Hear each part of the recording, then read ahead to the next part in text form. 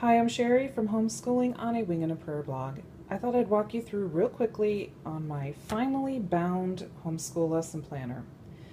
I went with the disc option. These happen to be the Happy Planner discs.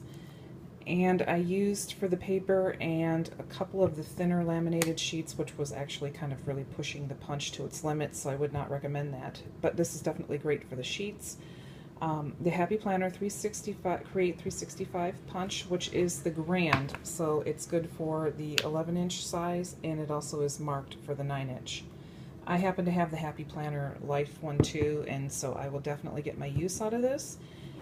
What I will need to do in the future here is purchase one that can handle laminated covers, because I plan on making all different kinds of notebooks and planners to really get my money's worth, and I really like this system. So that said, that's an option. I used my 40% off, so it was like about 23 bucks for this big one. And then I'll get a higher quality one for the covers down the road. All right, here it is. It's all bound. One hint here, the discs come in a set of 9. I didn't even think to look. I needed 11, so I just happened to, thank goodness, purchase the pink and the blue, and so I just did every other one. And when I'm out and about, I'll pick up a new package of each, and then I can just do a solid color if I so choose. All right, there you are.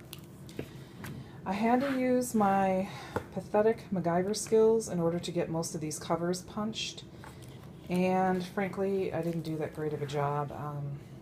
I don't know, I was just having a senior moment kind of a day, and I was forgetting things like you don't start with your cover when you're doing this for the first time, but I did.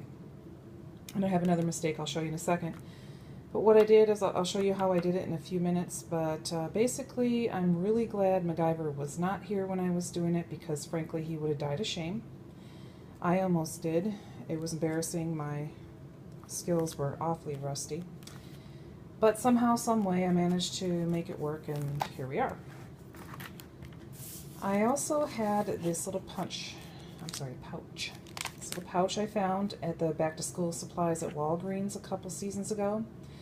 I think it was like 30 cents. So what I did is I just made my own hole marks for this too, and I can slip some pens and things like that in here if I decide to take this outside or out and about to keep them in there.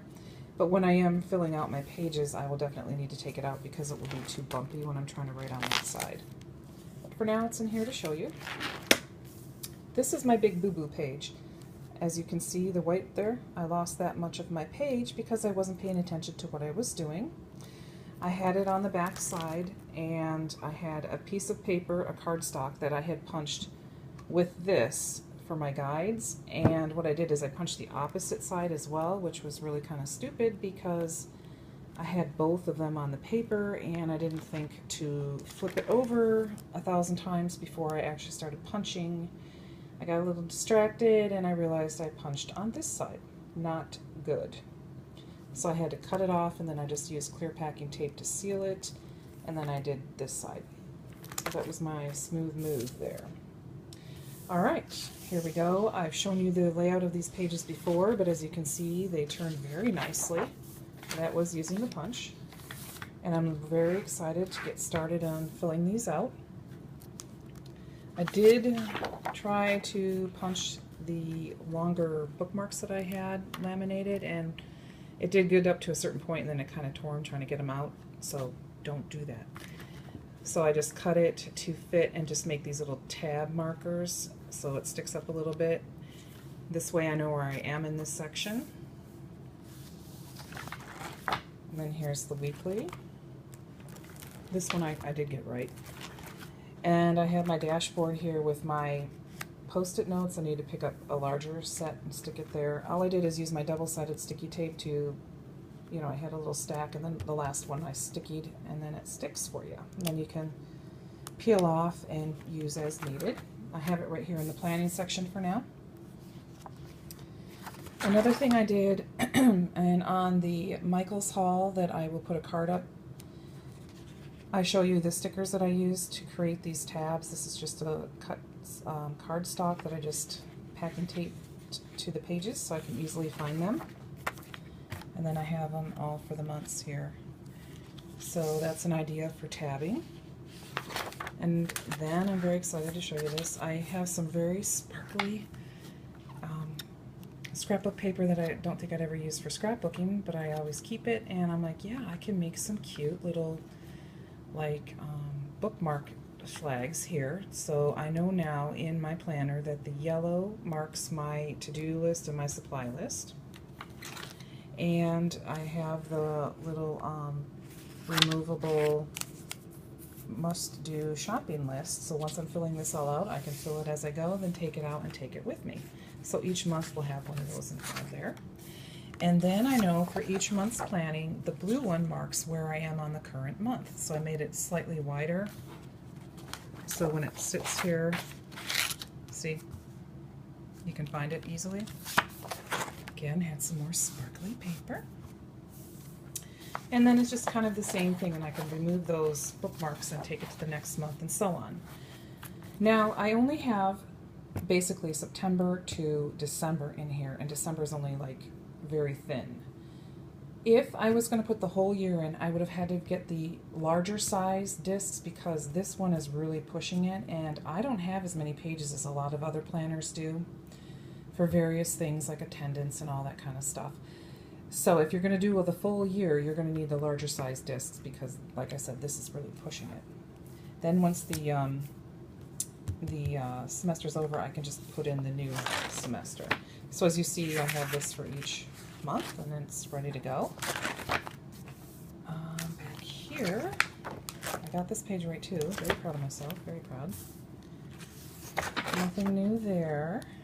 Again, you can see all this layout pages and stuff by clicking the links down below. I did, this is funny, I had made this up at the beginning of the school year, and I, like, where did that go?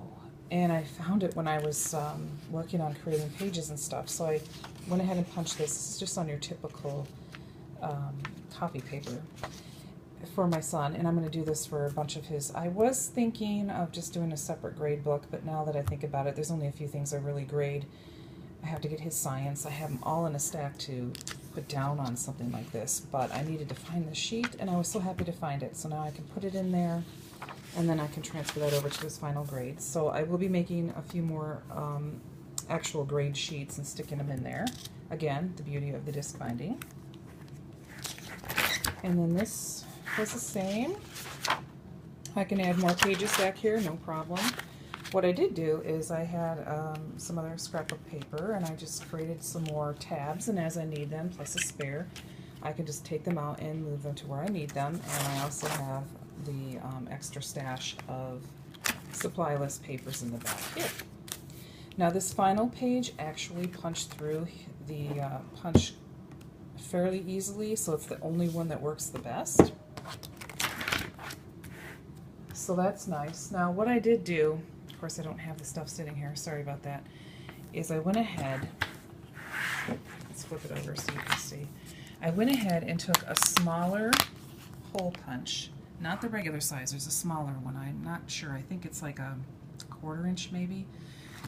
First of all, I laid down the template, took a marker and filled it out so I knew where to cut. Right away I knew where to cut the lines, and then I punched the hole in the center of that section, and then just took some fine pointed scissors and kind of trimmed it. The key is to get this part straight as you can and kind of make it like a mushroom look, and then it fits.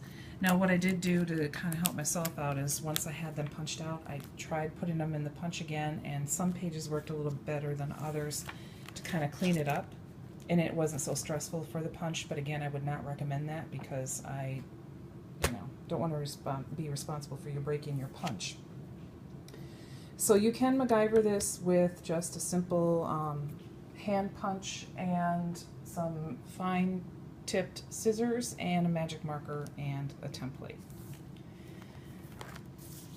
And whatever you do, remember, measure once, cut only after you've checked it 3,000 times so you don't mess up your covers.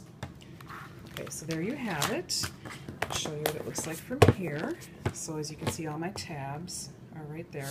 And then over in the corner here are all those bookmarks that I have. Easy to find, easy to see. And then along the sides, you can see the months. I can see that I needed to bring a couple of these up a little bit, but it's not a big deal. So there you are. That is my final lesson planner. Again, I can add pages, take out pages. I really, really like the disc binding system. And so I hope that helps you out and helps you kind of figure out how you want to bind yours.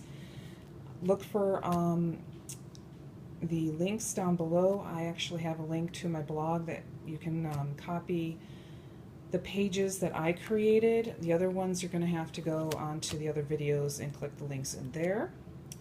I guess that's all I have to say about that. I'll come back halfway through the year and let you know how it's working out. Until then, happy planning, ladies, and thanks for watching.